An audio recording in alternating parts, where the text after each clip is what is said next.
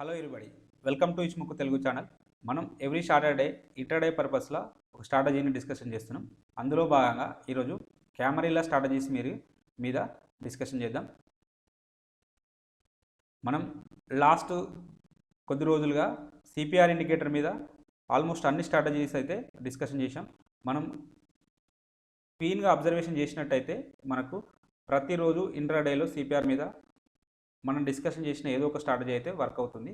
అలాగే ఇప్పుడు క్యామరీల స్ట్రాటజీ గురించి డిస్కషన్ చేస్తున్నాం. దీన్ని కూడా డెప్త్గా లోతుగా ప్రతి సాటర్డే ఒకటి లేదా రెండు స్ట్రాటజీస్ డిస్కషన్ చేసుకుంటూ ముందుకెళ్ళిపోదాం. డెఫినెట్గా యూస్ఫుల్ అవుతుంది. ముఖ్యంగా ఈ క్యామరీల సెటప్ అనేది మనకు ఫ్రీ డిఫైన్డ్ ఎంట్రీస్ అంటే ఎంట్రీ పాయింట్, టార్గెట్, అలాగే స్టాప్ లాస్ మనం ముందే పెట్టుకోవడానికి అవకాశం అయితే ఉంటుంది. ఎక్కడ ఎంట్రీ కావాలి, ఎక్కడ ఎగ్జిట్ కావాలి, ఎక్కడ స్టాప్ లాస్ పెట్టుకోవాలని మనకు క్లియర్గా తెలుస్తుంది. అలాగే బ్రేక్అవుట్స్లో ఇది ఇంకా ఎక్కువ ఇప్పుడు డిస్కషన్ చేయబోయే స్ట్రాటజీ, ఈరోజు డిస్కషన్ చేయబోయే స్ట్రాటజీ బ్రేక్అవుట్. మనం కొన్ని సందర్భాల్లో ఒక లైన్ రెసిస్టెన్స్ లైన్ గీసుకుంటాం, రెసిస్టెన్స్ లైన్ డ్రా చేసుకొని దాని బ్రేక్అవుట్ అయితే మనం ఇమీడియట్గా బై చేస్తుంటాం. కొన్నిసార్లు అది ఫాల్స్ బ్రేక్అవుట్ అయి మన యొక్క స్టాప్ లాస్ అనేది హిట్ కావడం జరుగుతుంది. ఇక్కడ అలాంటి సిచ్యువేషన్ అయితే ఉండదు. ఆ రెసిస్టెన్స్ లైన్ అనేది పర్ఫెక్ట్గా ఉంటుంది. ఏదైతే మనం ఈ స్ట్రాటజీలో డిస్కషన్ చేసుకుంటున్నామో మనం అది రెసిస్టెన్స్ లైన్ అనేది ఒక పైవట్ పాయింట్గా యాక్ట్ అవుతుంది కాబట్టి దానికి సిగ్నిఫికెంట్ ఉంటుంది. వన్స్ అది బ్రేక్అవుట్ అయితే మనం ట్రేడ్ తీసుకోవడానికి అవకాశం ఉంటుంది. మనం అలాగే స్టాప్ లాస్ కూడా దానికి కింద ఉన్న రెసిస్టెన్స్ లైన్ పెట్టుకోవడం జరుగుతుంది. ఎనీహౌ అవన్నీ స్ట్రాటజీలోకి వెళ్ళిపోయినప్పుడు క్లియర్గా అర్థమవుతుంది. ముఖ్యంగా బ్రేక్అవుట్స్కు ఎక్కువ యూస్ఫుల్ అవుతుంది ఈ స్ట్రాటజీ అనేది. సో స్ట్రాటజీలోకి వెళ్ళిపోదాం.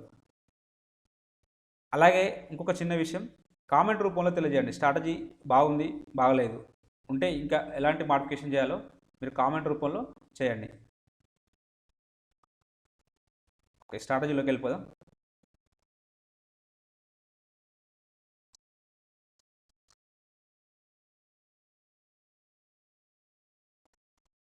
క్యామరీల పైవట్ పాయింట్స్ గురించి ఇంట్రడక్షన్ సింపుల్గా ఒక నిమిషంలో డిస్కషన్ చేద్దాం. ఎక్కువసేపు డిస్కషన్ చేయను, మీకు బోర్గా ఫీల్ అవుతారు.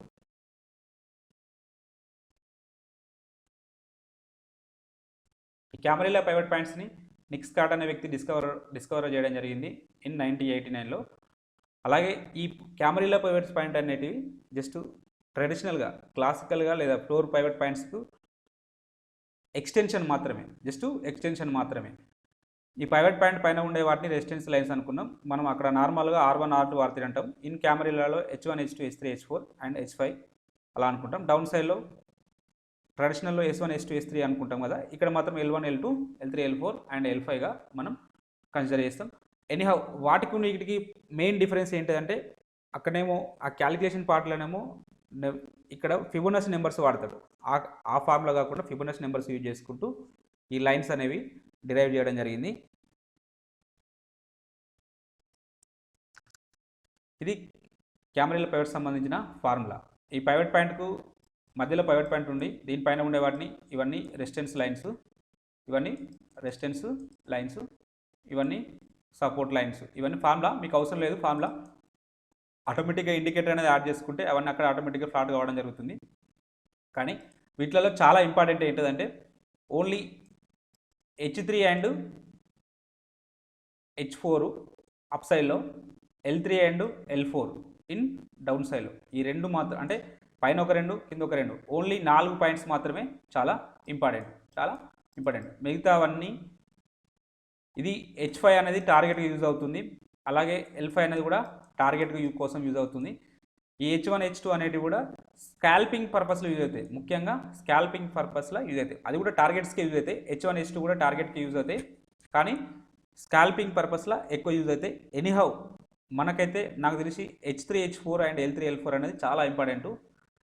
ఈ కెమెరాల సిరీస్ మీద అంటే పైవట్ పాయింట్స్ మీద ఎవరు చెప్పినా, ఎక్కడ చెప్పినా, ఏ ఛానల్లో డిస్కషన్ చేసినా H3, H4 and L3, L4 అనేది చాలా ఇంపార్టెంట్. దీని మీదనే ఒకటి స్ట్రాటజీలు అనేది ఉంటాయి. అవి ఎక్కువ పవర్ఫుల్ ఉంటాయి. మిగతా స్ట్రాటజీల కంటే H3 కానీ, H4 బ్రేక్అవుట్ కానీ, L4 బ్రేక్అవుట్ కానీ ఇవి ఎక్కువగా వర్కౌట్ అయితే. ఎనీహౌ వీటిని ఒకసారి మన స్ట్రాటజీలోకి వెళ్ళినప్పుడు ఇంకా క్లియర్గా డిస్కషన్ చేసుకుందాం.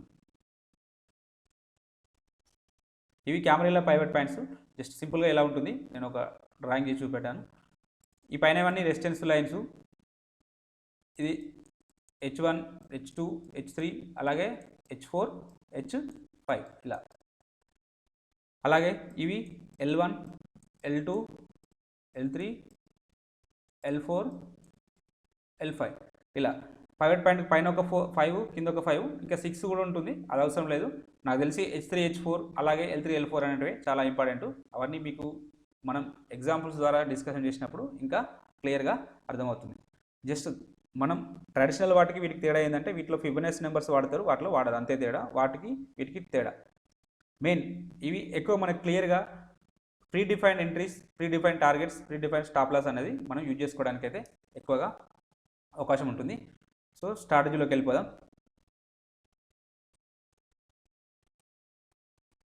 ఈరోజు ఒక 2 స్ట్రాటజీలు డిస్కషన్ చేద్దాం.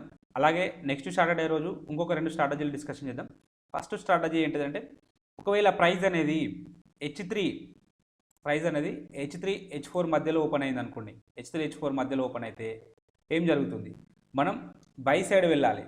బై సైడ్ వెళ్ళడానికి ఎక్కువ ప్రిఫరెన్స్ చేయాలి. ఒక 80% బై సైడ్ వెళ్ళాలి, ఒక 20% సెల్ సైడ్ వెళ్ళడానికి అవకాశం ఉంటుంది. మరి బై సైడ్ ఎప్పుడు వెళ్ళాలి? ఎప్పుడైతే price first 5 minutes candle, not first 5 minutes, any 5 minutes candle H4ను బ్రేక్అవుట్ చేసుకుంటూ క్రాస్డ్ ఎబో చేసుకుంటూ పైకి వెళ్ళింది అనుకోండి. ఇప్పుడు ఫర్ ఎగ్జాంపుల్ ఇది H3 అనుకుందాం. సరే ఒక్క నిమిషం నేను బ్లాంక్ తీసుకుంటాను. బ్లాంక్ తీసుకుంటే మీకు క్లియర్గా అర్థమవుతుంది. సరే ఫస్ట్ ఆఫ్ ఆల్ దీన్ని చూడండి. ఒకవేళ H4ను బ్రేక్అవుట్ చేసుకుంటూ అప్ సైడ్ వెళ్తే మనకు దాన్ని బ్రేక్అవుట్ స్ట్రాటజీగా డిస్కషన్ చేసుకుంటూ మన యొక్క టార్గెట్ ఏమవుతుంది? H5 అవుతుంది. మన యొక్క స్టాప్ లాస్ ఏంటి? H3 అవుతుంది. ఇది బై సైడ్, ఎక్కువ శాతం బై సైడ్కే ప్రిఫరెన్స్ చేయాలి. ఈ కండిషన్లో కొన్ని సందర్భాల్లో మాత్రమే, చాలా రేర్ అంటే చాలా తక్కువ సందర్భాల్లో మాత్రం సెల్ సైడ్ ఆపర్చునిటీకి వెతకాలి. కానీ టార్గెట్ ఇక్కడ మాత్రం టార్గెట్ అనేది ఎక్కువగా ఉంటుంది, రిస్క్ టు రివార్డ్ అనేది ఫేవర్గా ఉంటుంది. ఇక్కడ మాత్రం రిస్క్ టు రివార్డ్ అనేది అన్ఫేవర్గా ఉంటుంది, మనకు అన్ఫేవర్గా ఉంటుంది. జస్ట్ స్కాల్పింగ్ చేయడానికి అయితే యూస్ఫుల్ అవుతుంది. మనం ఇక్కడ ఏం చేస్తాం? H3ని ఒకవేళ ప్రైస్ అనేది H3 H4 మధ్యలో ఓపెన్ అయినప్పుడు H4ను దాటి ముందుకు వెళ్ళట్లేదు, బ్రేక్అవుట్ రావట్లేదు. సో H3ని డౌన్ చేసుకుంటూ కిందికి వచ్చినప్పుడు ఆ సందర్భంలో మాత్రమే మనం ఏం చేస్తాం? H2 మన యొక్క టార్గెట్ అవుతుంది, H1 అవుతుంది, ఇలా L1 L2 ఇలా టార్గెట్స్ కావడానికి అవకాశం ఉంటుంది. సో ఈ సెల్ సైడ్ను ఓన్లీ స్కాల్పింగ్ పర్పస్లో యూజ్ చేసుకుంటే బెస్ట్ ఈ స్ట్రాటజీలో మాత్రం.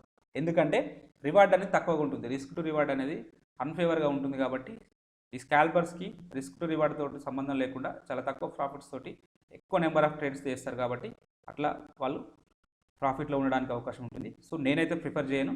ఎనీహౌ స్ట్రాటజీ డిస్కషన్ చేస్తున్నాం కాబట్టి దీన్ని కూడా డిస్కషన్ చేయాల్సిన అవసరం అయితే ఉంటుంది. ఒకసారి స్ట్రాటజీలోకి వెళ్ళిపోదాం. ఈ కెమెరాల పైవట్ పాయింట్స్ సంబంధించి చాలా ట్రేడింగ్ వ్యూలో చాలా ఇన్బిల్ట్ అంటే బిల్ట్ ఇన్ ఇండికేటర్స్ చాలా ఉన్నాయి. మీరు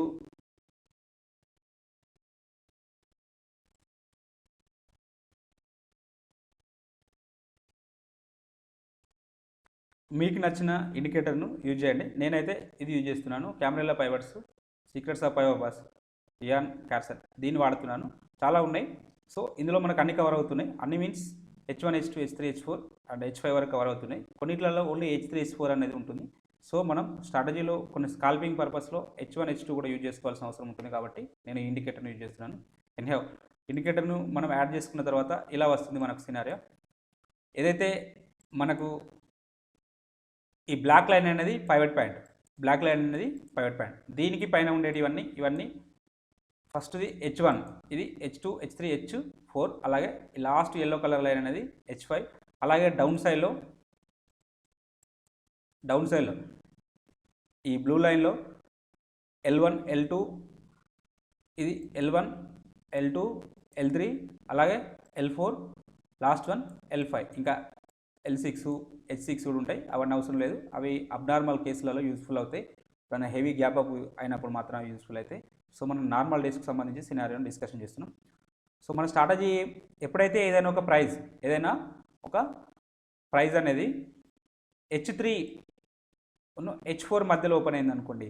H3 H4 మధ్యలో ఓపెన్ అయితే ఎప్పుడైనా ప్రైజు ఇన్ బిట్వీన్, ఇది మన యొక్క ఈ థిక్గా ఉండే లైను పింక్ లైన్ అనేది H3, ఇది H4, వీటి మధ్యలో ఓపెన్ అయింది అనుకోండి. వీటి మధ్యలో ఓపెన్ అయ్యి ఎక్కువ సార్లు 80% కేసులలో 80% కేసులలో మనం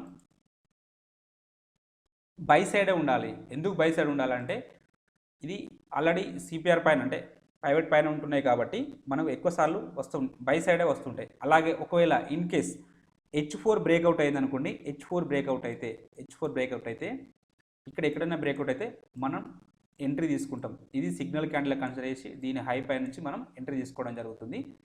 ఇన్ కేస్ అలా కాలేదు, ఎప్పుడైతే ప్రైజెస్ అనేవి ఈ రేంజ్లో మూవ్ అయితే ఇది నో ట్రేడ్ జోన్ అంటే ఇక్కడ మనం ఎట్టి పరిస్థితులలో ప్రైస్ అనేవి ఈ H3L4 మధ్యలో ఉన్నప్పుడు ఎట్టి పరిస్థితులలో ఇక్కడ మనమైతే తీసుకోవడం జరగదు. ఎందుకంటే ఇది నో ట్రేడ్ జోన్. ఈ H3H4 మధ్యలో ఉన్నప్పుడు price no trade zone. So కాబట్టి ఎప్పుడైతే H4 బ్రేక్అవుట్ అయితే బై సైడ్ తీసుకుంటాం, ఒకవేళ H3 బ్రేక్అవుట్ అయితే డౌన్ సైడ్ తీసుకుంటాం. కానీ H3 బ్రేక్అవుట్ అయితే మాత్రం మన యొక్క రిస్క్ టు రివార్డ్ అనేది ఓన్లీ ఇక్కడే ఉంటుంది మన టార్గెట్. ఒకవేళ H3 బ్రేక్అవుట్ అయింది అనుకోండి, ఇది మన యొక్క next pivot point, next resistance line. కాబట్టి మన యొక్క టార్గెట్ ఏమవుతుంది? H2 అవుతుంది. ఒకవేళ ఇన్ కేస్ అది బ్రేక్అవుట్ అయితే H1 అవుతుంది. అంతే, ఓన్లీ H2 H1. ఇంకా వీలైతే పైవట్ పాయింట్ వరకు వెళ్ళడానికి అవకాశం ఉంటుంది. అదే ఒకవేళ H4 బ్రేక్అవుట్ అయితే చూడండి, రిస్క్ అంటే రివార్డ్ అనేది ఎంత H5 వరకు ఉంటుంది. H5 వరకు ఉంటుంది. సో ఇది ఫేవర్గా ఉంటుంది. దీంతో పోల్చుకున్నప్పుడు ఇది ఓన్లీ ఇంతే రివార్డు. ఇది మాత్రం ఎక్కువగా రివార్డు ఉన్నది కాబట్టి దీనికి ప్రిఫరెన్స్ ఇవ్వమని నేను చెప్తున్నాను. ఎక్కువ సందర్భాల్లో దీనికి ప్రిఫరెన్స్ ఇవ్వండి. ఇన్ బిట్వీన్ ఎప్పుడైనా చాలా రేర్ సందర్భాల్లో మార్కెట్ అనేది డౌన్ సైడ్ ఉంది, అలాంటప్పుడు మనం డౌన్ సైడ్ కూడా ప్రిఫరెన్స్ ఇవ్వడానికి అవకాశం అయితే ఉంటుంది. ఎప్పుడైనా H3 H4 మధ్యలో ఉన్నప్పుడు 80% ట్రేడ్ తీసుకోవద్దు. ఇది గుర్తుపెట్టుకోండి, ఇది నో ట్రేడ్ జోన్. ఎప్పుడైతే H3 H4 మధ్యలో ప్రైస్ ఉన్నప్పుడు no trade zone. So example చూద్దాం. ఎగ్జాంపుల్ చూసినప్పుడు మనకి ఈజీగా అర్థమవుతుంది.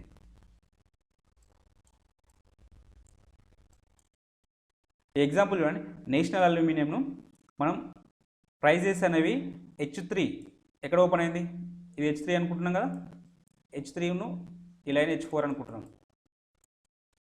వీటి మధ్యలోనే ఓపెన్ కావడం జరిగింది.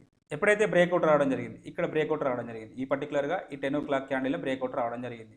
సో దీన్ని కొన్నిసార్లు దీన్ని ఫేక్ సిగ్నల్గా మనం కన్సిడర్ చేయొచ్చు. నెక్స్ట్ ఇమీడియట్ క్యాండిల్ అనేది ఇక్కడ ఒక బ్రేక్అవుట్ రావడం జరిగింది చూడండి, మంచి దాని మీద అక్కడే సపోర్ట్ తీసుకొని ఇక్కడ బ్రేక్అవుట్ జరిగింది. సో దీన్ని మనం కన్సిడర్ చేస్తాం. దీని హై పై నుంచి మనం ట్రేడ్ తీసుకుంటే మన రిస్క్ ఏమవుతుంది? H3 అవుతుంది. H3 అనేది మన యొక్క రిస్క్ అవుతుంది. ఇంకా ఎవరైనా అగ్రెసివ్ ట్రేడర్ ఉండి వారు అంటే తక్కువ స్టాప్ లాస్ యూజ్ చేద్దాం అనుకున్న వాళ్ళు ఇన్ బిట్వీన్ ఈ మధ్యలో లైన్ను అంటే ఈ H3కి H4కి మధ్యలో ఉన్న లైన్ మాత్రం అంటే ఆ మిడ్ పాయింట్ను మనం స్టాప్ లాస్గా యూజ్ చేసుకోవడానికి అవకాశం ఉంటుంది. నేనైతే H3 తీసుకోమని చెప్తాను. అగ్రెసివ్ ట్రేడర్స్ మాత్రం ఈ H3కి H4కి మధ్యలో ఉన్న ఈ మిడ్ పాయింట్ను స్టాప్ లాస్గా యూజ్ చేసుకుంటూ దీనికి మీకు 1:2 టైమ్స్ లేదా H5 అంటే ఈ స్ట్రాటజీలో మన స్ట్రాటజీ అంటే ఇందులో ఫ్రీ డిఫైన్డ్ టార్గెట్ ఉంటుంది కాబట్టి మన యొక్క టార్గెట్ H5 అవుతుంది. లేదు నేను ఇక్కడ అగ్రెసివ్ ట్రేడర్ అనుకుంటున్నాను, అగ్రెసివ్ ట్రేడర్ అయినప్పుడు మీరు రిస్క్ అనేది చాలా తక్కువ పెట్టుకున్నారు, రివార్డ్ కూడా ఏమవుతుంది? ఆబ్వియస్గా తక్కువ అవుతుంది. ఇమీడియట్గా దీనికి 1:2 టైమ్స్ లేదా 1:1.5 అనేది పెట్టుకోవడం జరుగుతుంది. ఎనీహౌ కానీ వెయిట్ చేస్తే మీరు రిస్క్ అనేది ఇక్కడ వరకు వెయిట్ చేస్తే మీ యొక్క రివార్డ్ అనేది డెఫినెట్గా ఫస్ట్ రివార్డ్ అయితే ఇది అవుతుంది. మీరు ఇంకా ఎక్కువసేపు వెయిట్ చేస్తే మోర్ దెన్ ఎక్కువ హెవీ రిటర్న్ అయితే రావడం జరిగింది. ఒకసారి క్యాలిక్యులేట్ చేద్దాం ఎంత రిటర్న్ వచ్చేసిందో.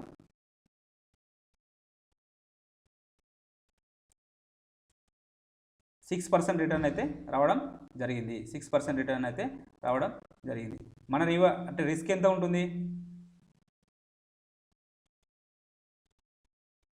Only risk 1%, 1.97%. రిస్క్ అనేది 0.97%, రివార్డ్ అనేది 6% రావడం జరిగింది.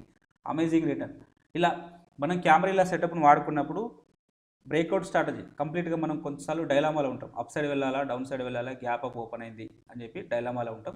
అలాంటి సందర్భంలో ఈ బ్రేక్అవుట్ స్ట్రాటజీని యూజ్ చేసుకుంటే డెఫినెట్గా మీరు అప్ సైడ్ ఉండడానికైతే, ప్రాఫిట్లో ఉండడానికైతే అవకాశం ఉంటుంది. నెక్స్ట్ స్టాక్ను పరిశీలిద్దాం.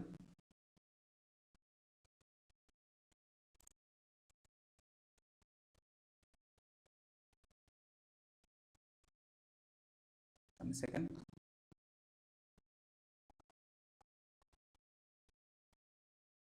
SRF లాస్ట్ మన ఏప్రిల్ 1 రోజు చూసినప్పుడు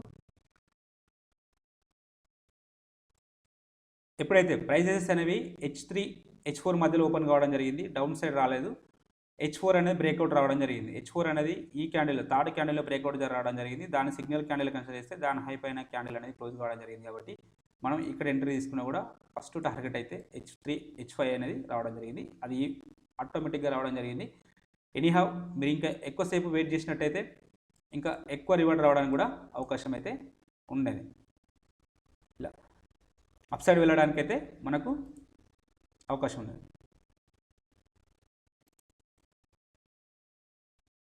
ఇదే స్ట్రాటజీలో మనం సెల్ సైడ్ అని చెప్పి డిస్కషన్ చేసినాం కదా. ఇది చూడండి, అదాని ఎంటర్ప్రైజెస్ను మనం ఫస్ట్ ఏప్రిల్ పరిశీలించినట్టయితే మనకు ఫస్ట్ 15 మినిట్స్ లోపల అప్ సైడ్ అనేది బ్రేక్అవుట్ రాలేదు, H4 అనేది బ్రేక్అవుట్ రాలేదు. కాబట్టి ఇక్కడ H3 బ్రేక్అవుట్ రావడం జరిగింది. ఈ పర్టికులర్గా థర్డ్ క్యాండిల్లో H3 బ్రేక్అవుట్ రావడం జరిగింది. సో మన యొక్క టార్గెట్ ఏమవుతుందని చెప్పాను, జస్ట్ H2 కానీ H1 కానీ అవుతుందని చెప్పాను. చూడండి, జస్ట్ నెక్స్ట్ ఇమీడియట్గా ఇది ఎవరికి యూజ్ఫుల్ అవుతుంది, ఓన్లీ స్కాల్పర్కి మాత్రమే యూజ్ఫుల్ అవుతుంది. మన రిస్క్ ఏమో ఇంత ఉంటుంది, రివార్డ్ ఏమో జస్ట్ ఇక్కడ వరకు మాత్రమే ఉండడం జరుగుతుంది. H1 వరకు రావడం అయితే జరిగింది. మళ్ళీ పర్టికులర్గా ఇదే స్టాక్లో ఎప్పుడైతే H4 బ్రేక్అవుట్ రావడం జరిగింది, H4 అనేది ఇక్కడ బ్రేక్అవుట్ రావడం జరిగింది. పర్టికులర్గా ఈ టైంలో 10:35 ఆ టైంలో ఇక్కడ బ్రేక్అవుట్ రావడం జరిగింది. కాబట్టి ఇమీడియట్గా మన యొక్క టార్గెట్ అనేది H5 అవుతుంది. ఆటోమేటిక్గా మన రిస్క్ టు రివార్డ్ అనేది మనకు ఫేవర్గా ఉండడం జరిగింది. సో ఎవరైతే స్కాల్పర్స్ ఉన్నప్పుడు మాత్రమే సెల్ సైడ్ ఆపర్చునిటీస్ కోసం వెతకండి. లేదు నాకు రివార్డ్ ఎక్కువగా ఉండాలనుకున్నప్పుడు మాత్రం, రిస్క్ టు రివార్డ్ ఫేవర్గా ఉండాలనుకున్నప్పుడు మాత్రం బ్రేక్అవుట్ స్ట్రాటజీగా కన్సిడర్ చేయండి. H4 బ్రేక్అవుట్ అయినప్పుడు మాత్రమే ట్రేడ్ చేసుకోండి. మీకు డెఫినెట్గా ప్రాఫిట్స్ ఉండడానికి అవకాశం అయితే ఉన్నది. ఈ స్టాక్ చూడండి, ఆర్బిఎల్ బ్యాంక్ను మనం పరిశీలించినప్పుడు మార్నింగ్ 9:15 నుంచి ఆల్మోస్ట్ 1 o'clock వరకు సైడ్ వేస్లో ఉంది. ఇంత పేషెన్స్గా వెయిట్ చేసినప్పుడు, మనం బ్రేక్అవుట్ కోసం వెయిట్ చేసినప్పుడు మాత్రమే మనకు ఈజీగా ఇక్కడ బ్రేక్అవుట్ అయితే ట్రేడ్ తీసుకుందామని చెప్పి మనం వెయిట్ చేస్తున్నాం. ఎప్పుడు వచ్చింది ఆపర్చునిటీ, ఆల్మోస్ట్ 1 o'clock తర్వాత మాత్రమే రావడం జరిగింది. అలాగే అంటే ఇక్కడ 10 తర్వాత వచ్చింది కదా సార్ అని మీరు అంటారు. 10 తర్వాత వచ్చింది, కానీ దాని హై పైన మళ్ళీ ఏ బులిష్ క్యాండిల్ అనేది క్లోజ్ కాలేదు. ఇక్కడ ఒకసారి వచ్చింది, దీని హై పైన బులిష్ క్యాండిల్ క్లోజ్ అయినా కాలేదు. ఇక్కడ కూడా ఆల్మోస్ట్ హైకి దగ్గరలోనే ఉన్నది. నెక్స్ట్ ఇక్కడ చూసుకున్నప్పుడు మనకు ఈ బ్రేక్అవుట్ అయితే సక్సెస్ కావడం జరిగింది. ఎనీహౌ ఇమీడియట్గా మన యొక్క టార్గెట్ అనేది H5 అవుతుంది. ఇంకా మనం ఇంకాసేపు వెయిట్ చేస్తుంటే ఇంకా ఎక్కువగా రావడం జరుగుతుంది. ఇలా ఇక్కడ కూడా చూడండి, ఈ పర్టికులర్ స్టాక్లో మనం డౌన్ సైడ్ కూడా చూసినప్పుడు H3 కూడా బ్రేక్అవుట్ అయింది. కానీ ఎక్కడి వరకు వెళ్ళింది, ఓన్లీ H2 వరకు మాత్రమే వెళ్ళడం జరిగింది. కాబట్టి ఇక్కడ రివార్డ్ అనేది తక్కువగా ఉంది. నా సజెషన్ గో H4 బ్రేక్అవుట్ అయితేనే బై సైడ్ వెళ్ళండి. ఇంకొక స్టాక్ చూద్దాం, టాటా స్టీల్ని చూసినప్పుడు మనకు ఫస్ట్ 5 మినిట్స్ క్యాండిల్ అనేవి H3 L4 మధ్యన ఓపెన్ కావడం జరిగింది. కాబట్టి మనం H4 బ్రేక్అవుట్ కోసం వెయిట్ చేయడం జరిగింది. పర్టికులర్గా 10 o'clock తర్వాత మనకు బ్రేక్అవుట్ రావడం జరిగింది. ఇమీడియట్గా దానిపైన ఇంకొక బులిష్ క్యాండిల్ క్లోజ్ కావడం జరిగింది. సో మన రిస్క్ అనేది ఇంతే. దీనికి ఈజీగా 1:1.5 అయితే ఉంటుంది. ఇంకా మీరు ఎక్కువసేపు వెయిట్ చేస్తే మోర్ దెన్ 2% కంటే ఎక్కువగా రావడం జరుగుతుంది. ఇలా మనం బ్రేక్అవుట్ ద్వారా ట్రేడ్ చేసుకోవాలనుకున్నప్పుడు ఫ్రీ డిఫైన్ టార్గెట్స్ కానీ, ఫ్రీ డిఫైన్ ఎంట్రీస్ కానీ మనకైతే క్లియర్గా అవుతుంది. అలాగే సెల్ సైడ్ చూద్దాం.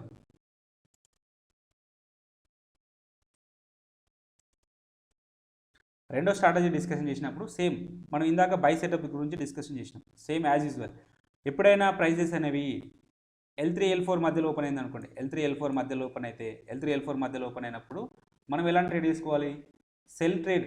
సారీ, ఇక్కడ చిన్న మిస్టేక్.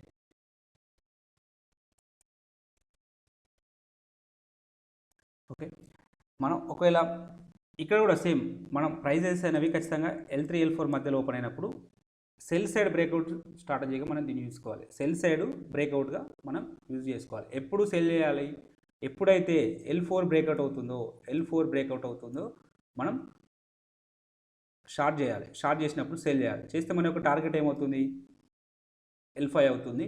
స్టాప్ లాస్ ఏమవుతుంది? L3 అనేది కావడం జరుగుతుంది. మన యొక్క స్టాప్ లాస్ L3 అవుతుంది, టార్గెట్ అనేది L5 అవుతుంది. సో మనం ఎప్పుడైతే L4 బ్రేక్అవుట్ అయినప్పుడు మాత్రమే మనం ట్రేడ్ తీసుకుంటాం. అంటే ఫ్రీ డిఫైన్డ్ L4 బ్రేక్అవుట్ అయితేనే మనం ట్రేడ్ తీసుకోవాలి. టార్గెట్ ఏమవుతుంది? L5 అవుతుంది. మన యొక్క స్టాప్ లాస్ ఏమవుతుంది? L3 అవుతుంది. మరి బై సైడ్లో దీనికి కూడా స్కాల్పర్స్ ఇక్కడ సేమ్, ఇక్కడ కూడా స్కాల్పింగ్. ఎందుకంటే ఎప్పుడైనా రివర్స్ అయినప్పుడు అంటే L3 పైన అపోజిట్ సైడ్లో బ్రేక్అవుట్ అయినప్పుడు ఓన్లీ మన యొక్క స్టాప్ లాస్ అనేది L4 అవుతుంది. నెక్స్ట్ టార్గెట్ చిన్న టార్గెట్ L2, L1, H1 ఇలా అప్ సైడ్లో ఉండే రెసిస్టెన్స్ సపోర్ట్ లెవెల్స్ను మనం మన యొక్క టార్గెట్స్గా యూస్ఫుల్గా తీసుకోవడం జరుగుతుంది. సో దీన్ని ఒకసారి ఎగ్జాంపుల్స్ ద్వారా చూద్దాం. హిందాల్కో ఇండస్ట్రీస్ను 24th రోజు మనం పరిశీలించినప్పుడు ఈ కింద డౌన్ సైడ్లో ఉండేది ఇది L3 అండ్ L4. ఈ రెండింటి మధ్యలో ప్రైజెస్ అనేవి ఓపెన్ కావడం జరిగింది. సో గ్యాప్ ఓపెన్ అయింది. మనం చాలా డైలామాలో ఉంటాం. మళ్ళీ గ్యాప్ డౌన్లో ఓపెన్ అయింది.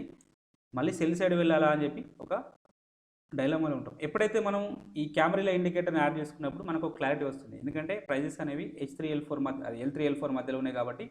సో ఎప్పుడైతే L4 బ్రేక్అవుట్ అయితే మనం ఒక ట్రేడ్ తీసుకోవడానికి అవకాశం ఉంటుందని చెప్పి ఇక్కడ బ్రేక్అవుట్ అయితే రావడం జరిగింది. సో దీన్ని సిగ్నల్ క్యాండిల్ కన్సిడర్ చేస్తే దీని నుంచి మన యొక్క టార్గెట్ అనేది ఇక్కడ వరకు రావడం అయితే ఈజీగా 1:1.5 అయితే రావడం జరిగింది. సో ఇంకా ఎక్కువసేపు వెయిట్ చేస్తే ఇంకా కూడా కింది వరకు అంటే ఎక్కువ ఫేవర్గా కూడా మన యొక్క రిస్క్ టు రివార్డ్ అనేది మనకు ఫేవర్గా ఉండడానికి అయితే అవకాశం ఉన్నది. ఇలా ఇంకొక ఎగ్జాంపుల్ చూద్దాం.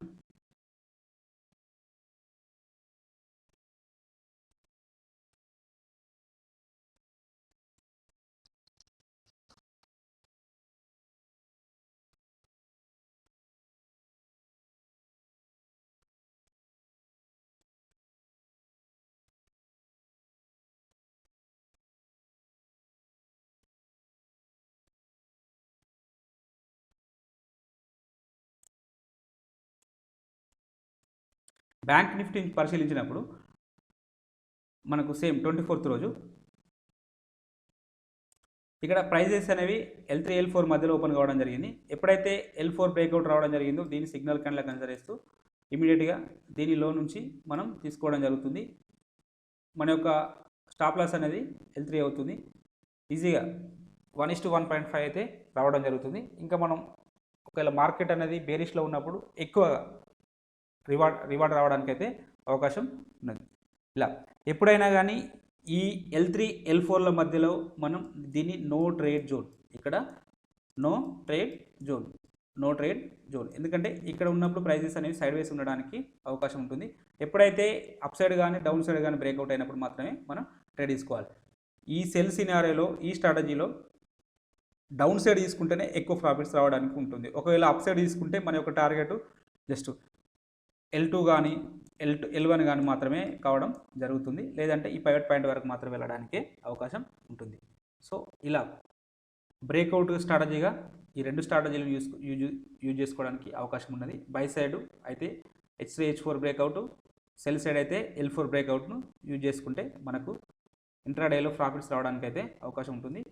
సో ఇలా predefined targets, predefined entries, predefined stop loss అనేది మనం యూజ్ చేసుకుంటూ ట్రేడ్స్ తీసుకోవడానికి అయితే అవకాశం ఉన్నది. ఇది ఈరోజు స్ట్రాటజీ. మీకు ఈ కంటెంట్ నచ్చినట్టయితే తప్పక లైక్ చేస్తూ షేర్ చేయగలరు, అలాగే సబ్స్క్రైబ్ చేసుకోగలరు.